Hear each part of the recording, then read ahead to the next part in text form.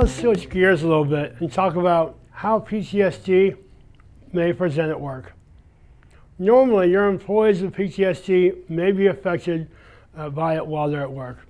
Similar to other disorders or illnesses, each case is specific to that person. The individuals with PTSD coming into work may have everything under control, or may very well need help from you and their coworkers. In fact, your efforts to support them could make a significant difference in their overall recoveries. As you read through this list, many of these issues will probably sound familiar to you, and you can see these on the screen behind me. Multitasking, personal devices, and overscheduling have led to an increased frenziness in both our personal and professional lives. Many of us may find ourselves facing these issues in everyday life, whether we have PTSD or not. Memory problems, lack of concentration, difficulty retaining information, feelings of fear or anxiety, poor interactions with coworkers, unreasonable reactions to situations that trigger memories, absenteeism, trouble staying awake, and panic attacks. Because PTSD is caused by a wide variety of situations and can manifest itself in any number of ways, there is no silver bullet for providing the proper support to those who may be struggling with it.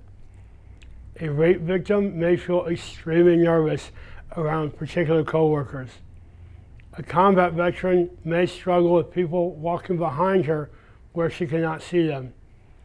And someone who was in a debilitating car accident may not be sleeping well at night due to graphic nightmares causing him to relive that horrible incident. But your understanding and compassion could significantly help them be productive members of your team. And being aware of the common problems associated with PTSD in the workplace, as well as proven solutions, will be quite helpful. Keep in mind that although our society has made a lot of progress related to understanding PTSD over the last decade, there is still a significant stigma attached to it. This is particularly true in the military community.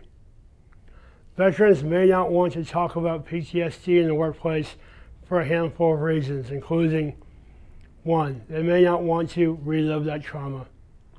2, they may not want anyone to think they are weak. Or 3, they may be concerned that they may be at risk if they disclose it to you. In my opinion, it is a sign of strength, not weakness, when someone asks for help and shows the maturity and confidence to do so.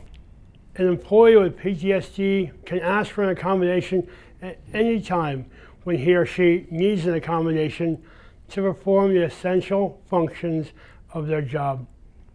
The employee can make a request verbally or in writing and is responsible for providing documentation of a disability. If the employee does so, here are some questions to consider. 1, what limitations is the employee with PTSD experiencing? 2, how do these limitations affect the employee and the employee's job performance? 3, what specific job tasks are problematic as a result of these limitations? 4, what accommodations are available to reduce or eliminate these problems? 5, are all possible resources being used to determine possible accommodations? 6, has the employee with PTSD been consulted regarding possible accommodations? 7, once accommodations are in place, would it be useful to meet with the employee with PTSD to evaluate the effectiveness of the accommodations and to determine whether additional accommodations are needed? 8, do supervisory personnel and employees need training regarding PTSD? So there you have a good list of questions to consider that you may not have thought about before. In the next module, we're going to look into the differences between PTSD and PTS.